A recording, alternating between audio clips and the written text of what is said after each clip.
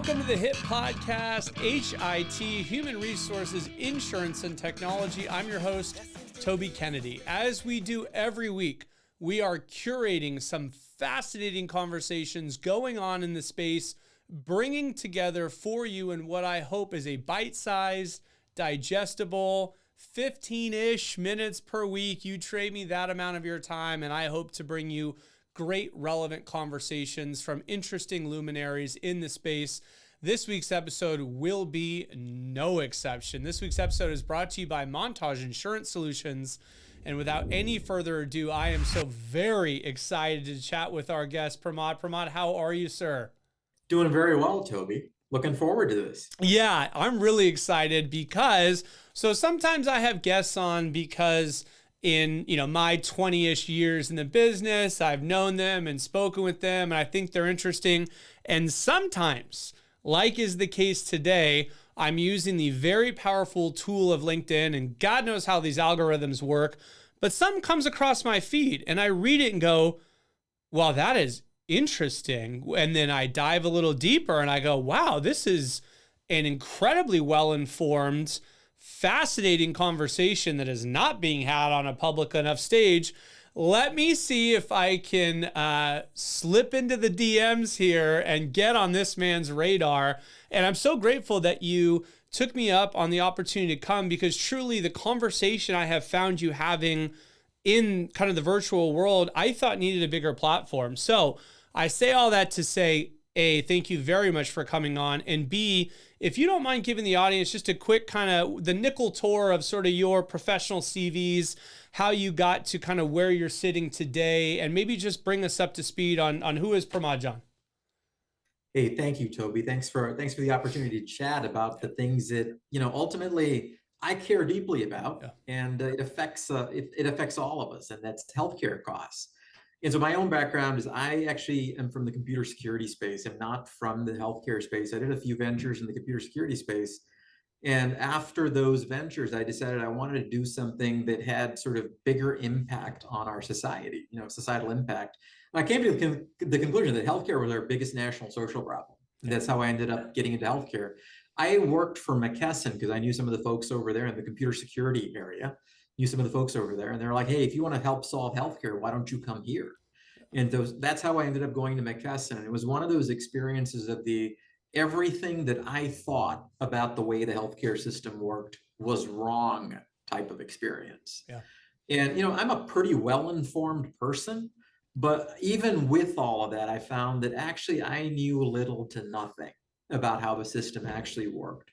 And when you're an insider, you suddenly understand how money flows, how decisions are made, how these companies work, and you realize, wow, that's not how I thought they worked. And of course, that poses a real problem because all of us have opinions, all of us, care about things, and all of us want to see better solutions, but then often we're not quite aware of, well, how does this stuff actually work? Because it's hard to change unless you actually know the answer to that question to begin with. I completely agree with you. And I think that as we talk about healthcare broadly and maybe dive down those rabbit holes, I found specifically your understanding and your ability to explain some of the stuff that goes on in the pharmaceutical space to be of particular relevance to today's conversation. Yeah, that's an area that's fascinating. And why it's fascinating is for a couple of reasons. One is that, when I was at McKesson, I used to hire MBA interns. And one of the times I had an MBA intern, and one of the things that he was working on was trying to understand this whole concept of how common a medical intervention is.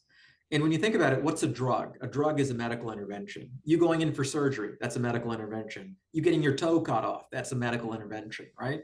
But if you were to think about, for most people on average, what is the most common medical intervention? Our estimates were drugs were 10-1 over all other medical interventions put Makes together. sense. And right, and if you think about it, it's like, what have you had most in your life? Drugs, right? Yeah. You've had vaccines, you've had all of these things. Allergy pill every day, sense, right? Yeah. And a drug is like packaged technology in a delivery vehicle. And it's also one of those things that it's really cool because it doesn't matter who prescribed it. The drug is going to do the same thing for you. Doesn't matter which pharmacy or hospital you got it from. The drug is going to behave exactly the same for you. And so we give a lot of credence to the people who prescribe and give us these things. And it turns out that the effect of the drug has nothing to do with any of that. It has to do with the drug and you. Right. Right. As opposed to arguably a more skilled surgeon at one hospital versus the other, which that point of contact might actually make a difference. For me, the Allegra that I get from A space or B space will keep my hay fever down either way, right? That's exactly right. And it wouldn't matter whether the doctor who prescribed it went to Harvard or, Kansas State. It wouldn't make any difference, right? Because the drug is going to do exactly the same thing. It has nothing to do with your pedigree. Yeah. Yeah. So that's really fascinating for me. And I wonder, I mean, so what's going on with like Mark Cuban's whole thing? Can you talk to me a little bit about that? Yeah, that's very interesting, right? What Mark Cuban's doing. So if you were to step back and ask, what's the biggest sort of innovation that Mark Cuban brought to the market? And it's something really simple. It's that nobody really had any visibility into how much this stuff actually costs, right? Because we go to the pharmacy and someone says, this is a $300 drug. And, especially for the generic drugs, or primarily most of the drugs that Mark Cuban, cost plus drugs sells, we walk into a pharmacy and we're like $300 and we're like, wow, that's an expensive drug. And you go home and you're like, wow, that must be a very expensive drug. And you're thinking that probably cost the pharmacy, $250. Right, right. And maybe they're making $50, but most likely it probably cost them 280 and they're making $20 on it, right? It's a generic commodity, right? You can't make that much money on it. Well, that's what we all think, right? Right. The biggest innovation that Mark Cuban brought to the market was saying, I'm going to tell you how much these manufacturers in India, China, and all these places are selling this stuff for. And it's pennies, right? And I'm going to give you the list prices so that no one has to wonder anymore how much this stuff costs. And not only do you not have to wonder, you can calculate on the back of a napkin how much money Mark Cuban cost plus drugs makes. Right. And that's what he means by cost plus, right? He goes, hey, here's the cost of the drug, and then I'm going to add in what I need for margin and shipping, and it'll be a fair number. And I'm going to tell you what that is. Yes. So it's not like I'm going to add margin. He's going to tell you, this is how much I'm going to add. Yeah. Right? Yeah. And so what becomes really important there is that he brought transparency to his business model. Right? And so we all can understand, how does he make money? Right. That's the important question, which is, how do you make money? Well, and in the space of making money in that world, I recently saw him interviewed and he was like, if you're with any one of the top 3 PBMs, you're being ripped off, period, full stop. And I wonder if you have thoughts on that sentence. Well, I mean, if you were to go back and ask, but why did Mark Cuban say that? Yeah. Right? And just step back for a question. Well, one, he said that, and I'll talk about sort of general things outside of Mark Cuban, but just from Mark Cuban's vantage point, because he bought the same drugs that everybody goes. I mean, imagine one of the reasons, why do you go to a big PBM? Because bigger is better, and bigger gives you better discounts, right? Isn't that one of the reasons why you go to one of the big PBMs? Because volume discount equals it costs you less. That is the story. What did Mark Cuban show you? Mark Cuban, I mean, when Mark Cuban started, how much scale did he have? Zero. Yeah. Right? So he walks in with 0 scale and he's selling it for less than everybody else. What does that tell you? His point is trying to say, it isn't about selling it for less. The point he's trying to make is that this model where people try to get you to believe that you get to pay less rather than I get to pay more, or I get to make more, right? Instead of you get to pay less, people don't realize that's the real model. And so what Mark Cuban showed was that every time a PBM in this country tells you that we get you better prices, it turns out that's generally a lie. And the truth is that, yes, we buy for less.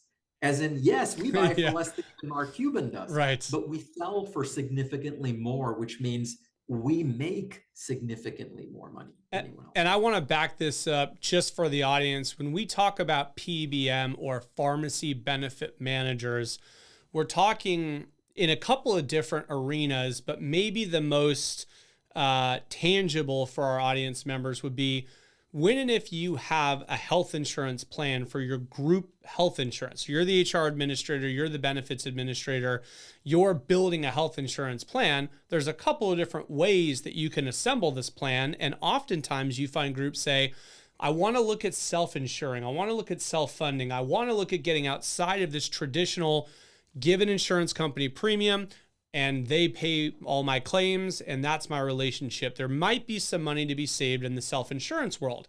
And when you go down that world, you start to assemble, well, which network of doctors am I going to look at? Which various point solutions might I plug in? And an important piece of this is who's going to do my pharmacy. When my members get told they need a drug, literally, who's the vehicle? Which entity am I going to employ? Am I going to pay money to fulfill those scripts for my employees? And as we talk about this, there are several different vendors in the space. And the thing that I think you do a tremendous job of exposing is popping the hood on some of those vendors and pointing out some of their practices. Well, and if you step back, and why is that important? It's because, like, for example, the J&J lawsuit that came out. Right? This is the first ERISA lawsuit that's targeting a company's benefits group. And if you go back and ask, well, what was the claim or the argument in this, or what was the cause of harm, right? In this case, it was that the benefits team hired a PBM who overpaid for drugs, right? And then they show a whole bunch of examples of where these are like $10 a month drugs that are being sold for $1,000 a month, right? Or a $10,000. I mean, it's crazy. Some of the examples were $10,000 a month for a drug that was literally $100 a month, right? At Mark Cuban, and not just Mark Cuban. It was actually $25 or $28 a month. Yeah. But here's the kicker: it wasn't just Mark Cuban.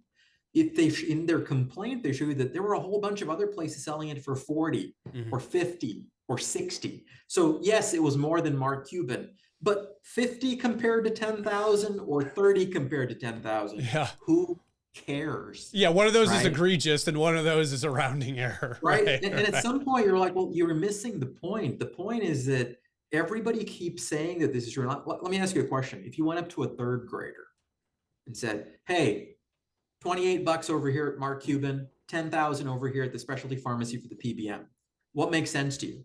Every third grader in America would look at that and say, it's the dumbest thing I've ever heard of. It's worth $30. That's right. But the same thing that our third graders would say, this is the dumbest thing I've ever heard of, we look at that and say, oh yeah, that makes perfect sense. Right. Right? Because apparently it costs more for that pharmacy. And you're like, on what planet? And have we like missed third grade math? Yeah. Yeah. Yeah. And it's almost the old school kind of spread pricing, right? 100%. That's all it is, right? It's that whole thing of the buyer. And if you go back and ask, what's this whole complaint about the J&J thing? It's like, hey, if you're an average person, right? This is what this argument's making, which is that, look, if you're an average benefits person, were you under a rock somewhere? Have you not heard of Mark Cuban? Have you not had an employee say to you that, wow, our plan costs so much more than this, than Mark Cuban does? So by the way, this is not a Mark Cuban phenomenon. Right. It's not one of those examples. There are now public studies, GBI at Johns Hopkins, USC, a bunch of places have done studies, and they have published that 80% of the time, when you pay the cost of a drug, which is the actual cost of a drug, you are better off paying for it outside of your insurance program. Yeah. What is the point of your insurance if it costs you more? That'd be like saying, I sign up and pay Costco money, right, every year for membership, so I can pay higher prices at a Costco. Yeah. Like, who would do that? Well, and I think that's kind of your point about the relevance of this J&J case, because that question is it's a mix between so simple and so profound, right? And so the benefits administrator, do you have liability for not being so far off in your pricing? Well, and at some point, do you have the ability to say, I didn't know? And interesting enough, if you go back at the J&J complaint, a crux of their argument is that there's no way, unless you were living under a rock, that you didn't know was their complaint, because there's so much public information, study after study, company after company, like us, Mark Cuban, all of these people publishing their pricing every day with articles. And their argument was that, how could you not know that somebody is taking you for a ride? Well, and what if our audience is just crawling out from under that rock? They're hearing this and they're going, wow, I guess it was background noise. And now you've done a good job of piercing a signal through that noise. What do I do? The first thing you should do is, the first thing I'd say is you should understand how your vendors make money. right? Mm-hmm. Because if you don't understand how they make money, for example, if drugs cost more, and if more of my people use drugs, my vendor gets paid more, and their revenues go up, what do you think is going to happen to your spend? It's going to go up. Well, and should you be surprised if it goes up, right? I mean, should there be like some level of surprise? I mean, it's like, well, no, that makes sense. If somebody else is going to make more money by me spending more, then I am going to spend more, right? It's not rocket science. Mm. And so fundamentally, if you go back and ask, what's the problem with the PBM model? It's that that's true if you look under the hood, Mm-hmm. right? Number one. Number two, it's that anybody, when you look at something and it's like, oh, common sense says that this can't be true, right? Mm-hmm. Then you should be asking the hard questions of, hey, I don't understand this. This makes no sense. Why are you telling me that I can't have access to all of my data? Mm-hmm. Right? Mm-hmm. When somebody tells you that, if you're not concerned and your radar doesn't go up, there's a problem. Yeah. Right. Yeah. Because that violates common sense. Yeah. Right. When somebody comes up to you and tells you that, well, this stuff is all secret, Mm-hmm. right? Like how much this drug costs, because there's this rebate and other stuff. And I can't really tell you how much every drug costs. I'd say that that should raise your radar saying, that violates common sense. I should be able to know, and everyone should be able to know how much a drug that purchasing costs. And if some part of that's hidden under these hidden things, it's like, I don't think so.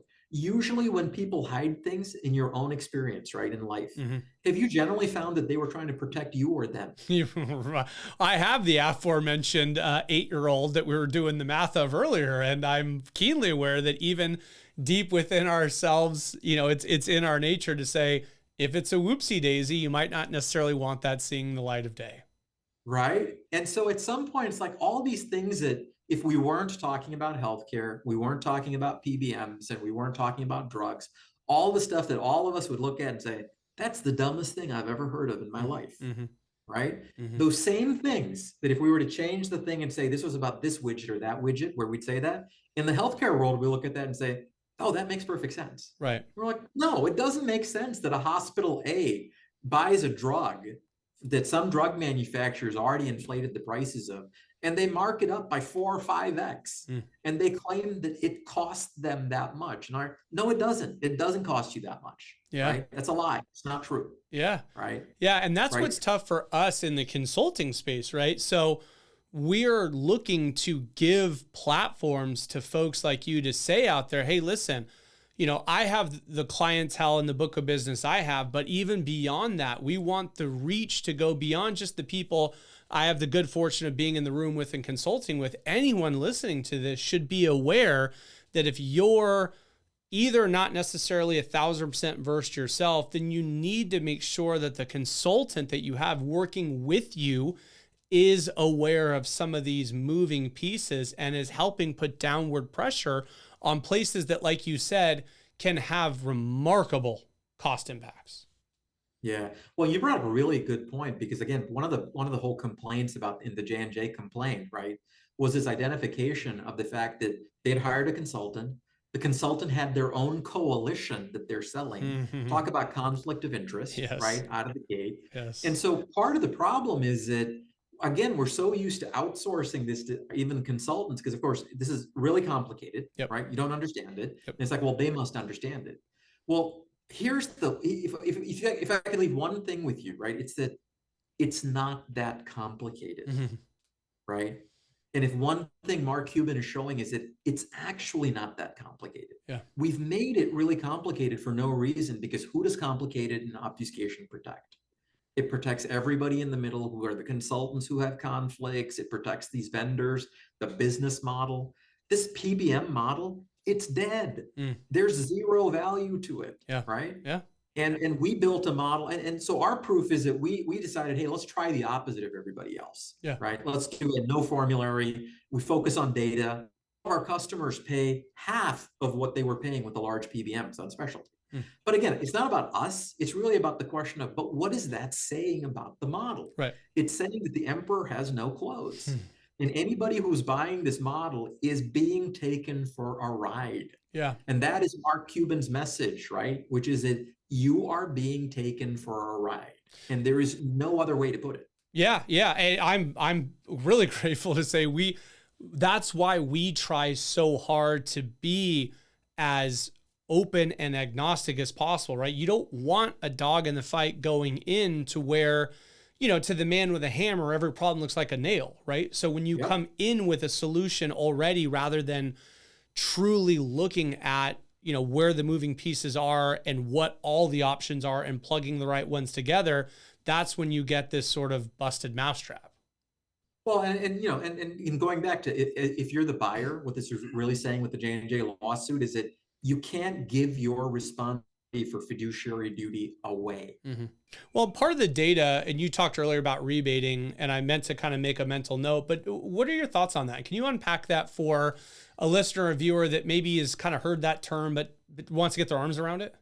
Yeah. So, I mean, the easiest way to think about a rebate is, imagine you walked into a grocery store. We've all walked into grocery stores before, and we always see the cereal on the top shelf that's eye level. And you're like, hey, why is that cereal always the one that's on the top shelf? That's because the manufacturers pay for shelf space, and they pay extra in rebates back to or price, discounts to the retailer to say, you must put our cereal into eye level. And so rebates work exactly this. So people have thought that rebates are, again, buy more, pay less, right? Mm-hmm. That's what everything is sold at. Again, an economic lie. Okay, that's not how it works. It's that drug companies pay PBMs for positioning of products. And they go a step further, by the way. It's not just shelf space that you pay for on the eye level shelf. It's that they tell the PBM that, and you're not allowed to have any other grocery on the shelves. Yep. Now imagine how anti-competitive that is. That would never work for groceries. It would never work for cereal, but it works for drugs in America. Well, right? And even to continue the cereal analogy, it's almost like they say, hey, look, we have our, fruit pebbles that is objectively the best amongst various fruit pebble type cereal, and you want it badly enough. We've also got this really junky Cocoa Pebble one that's nowhere near as good as these other 4 or 5 Cocoa Pebble ones, but we're making sure that if you're selling this heavy hitter, the only way you get that is by bringing this other dog with fleas along and knock out the competitors of that other drug. That is a phenomenally good point, because you're seeing that, for example, with the very popular drug Humira and the rebates on it. And I'll talk about that for just a second, but it has the same issue, which is if you want rebates on Humira today, you've pretty much got to agree to move everybody to Skyrizi and Rinvoq, which are AbbVie's follow-on drugs, for which, and it turns out for all 3 drugs, Humira, Rinvoq, and Skyrizi, there are drugs that are better on the market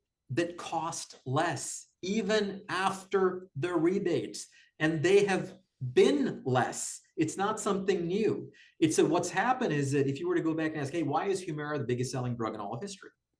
Is Humira, like you said, is it the Fruit Loops that is so much better than all the other Fruit Loops out there? And it turns out it's not true. So even the assumption that you made about the Fruit Loops being the best Fruit Loops, Humira, biggest selling drug in all of history, biggest selling drug in the United States, biggest selling drug in the world, annually in US, well, it must be the best Fruit Loops, right? Because that's the only way it could be the biggest selling drug, right? It turns out that's not true either. There are many other drugs that are actually in trials have been better, and a lot of these drugs cost significantly less than Humira. And the reason that we keep buying Humira is because the rebate model and the PBM say, well, you have to do this instead of buying the lower cost drug. So we've been creating a drug monopoly of Fruit Loops with the mediocre Fruit Loops, and said that those are the only Fruit Loops in America that we can buy. And I think that might be the biggest difficult to wrap your head around piece if you are not aware that under this brick there are the squiggly wigglies, right? It's that, factually speaking, there will be better, more effective, and less expensive drugs that are just not what's given to your people. It happens. Not only does it happen every day, there are a lot of, if you think about our competitive market, right? Let's take drugs out of the equation. How does our market work? Market works because competitors can come into the market and offer better products for less. Mm-hmm. Year over year, if you've bought a car, you bought an Apple Watch, you bought a phone, you always get more per unit for every dollar you buy, right? It becomes 5 times faster for double the cost, right? Has all these extra features. The screen is 10 times better, right? You never buy a phone that is worse than your last phone for more, right? Except in healthcare, where the same drug costs go up year over year. There's a drug that we just wrote about. One of our physicians wrote a paper about it. It was on a team. It's called Revlimid. And it's a very commonly used drug for cancer. And their article shows how the manufacturer raised the price every year. And when a generic was available in the market, there's what's called a REMS program, which is a monitoring program for like adverse effects and things. So the manufacturer, now the owner of the drug, it was originally Celgene, now it's owned by BMS, Bristol Myers Squibb. Bristol Myers Squibb will not allow anybody to join the REMS program. So companies like Mark Cuban and others who could be selling this drug for pennies on the dollar, this drug is a $700 a pill drug currently, because BMS won't allow anybody to join the REMS program, and they prevent competition on an old drug that's off patent that the American people paid for the trials that actually led to the discovery of this use for cancer. So it's part of the reason why one thing I can do is give a platform and have you on to kind of talk about this thing. So other than just talking about it here on today's episode, what can people listening do? What does it take away from everything that I imagine is getting more and more irritating to the listener by the second? Yeah, no, I mean, I think the first thing is you gotta say no. That's how a market functions. We all want free markets. What's the hallmark of a free market? Not the power to say yes. It's actually the power to say no in a free market, right? That's actually more important than being able to say yes. So the first thing to start with is to say, no, I'm not buying one of these big 3 or PBM models. I don't need to buy this. Why would I do that? The second thing is to say, hey, that if you've got people who are managing healthcare for you, it's like, look, if Mark Cuban or somebody else for that matter sells this stuff for less, every one of my people should have access to it for less, and nobody should be forced to pay more for it. That does not make sense. That violates common sense. I would say that where you can use the market, you should. And then every person listening should call up their politicians that represent them and say, I am tired of this violation of third grade math. And if you're not smart enough to figure out third grade math, I think we need to get somebody else who's a politician who is, because this is a violation of third grade math. How can people get a hold of you if they want to bounce a question off you or pick your brain or? Yeah, no, absolutely. Feel free to, if you've ever got any questions or anything, reach out. You can reach out to me on LinkedIn, right? That's one way to find me. It's an easy way to find me, like you found me, Toby. Right? That's an easy way. Another is, you can email me. My email is just Pramod, Pramod @viviohealth.com. So if you ever have any questions about this area or want any advice, feel free to reach out. So Pramod @viviohealth.com. Pramod, I am so grateful for today's conversation and for your wisdom and just for helping, like you said, maybe shine a light on, it's a specific faction of the healthcare world and it's breaking things apart and it's looking at it from a self-funded standpoint. But there's information I think that consumers might not otherwise have had this level of scope on. And I think that today's conversation maybe helped a few folk out there, I think and hope. Hey, we hope so too, because we're a public benefit corporation and we're firm believers that healthcare is a public trust, not a public trust fund. Yeah. And that's what we seem to believe that it is today. That's a great way to put it. Thank you so much. I appreciate you greatly. Thank you guys for watching and listening. That's all the time we have for you this week on the podcast. Join us next week, Tuesday. Join us every week. Like, subscribe, share, tell a friend. We're trying to have relevant, awesome conversations going on in the space of human resources, insurance, and technology. And until next week, make this the best week yet.